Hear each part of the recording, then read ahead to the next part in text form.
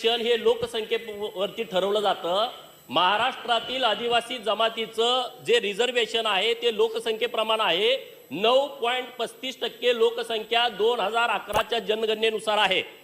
जे 30-35 जे जमाती तुम्ही बोगस ठरवलेल्या आहेत त्यांचं तुम्ही लोकसंख्या यामध्ये पकडून 25 आमदार आणि 4 खासदारांचं रिझर्वेशन घेताय।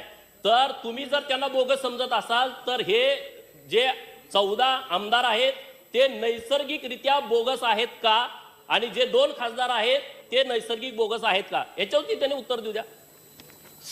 सर्वात एका वाक्यात उत्तर द्यायचं, हे बोगस नाहीत, कारण पॉप्युलेशन जिथे जास्त होतं त्याच्याप्रमाणे क्रोनॉलॉजिक ऑर्डर ठरवलेला आहे आणि याच्यामधल्या ठराविक एरियामध्ये मोठ्या प्रमाणामध्ये पॉप्युलेशन असल्यामुळे त्या ठिकाणी ठरवलं जातं।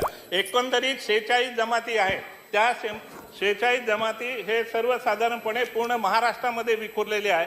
थोड्या प्रमाणामध्ये असल्यामुळे ते रिझर्वेशन ठरत असताना मोठ्या प्रमाणे पॉप्युलेशन ते ठरवलं जातं, त्याच्यामुळे ते बोगस वगैरे नाही आहे।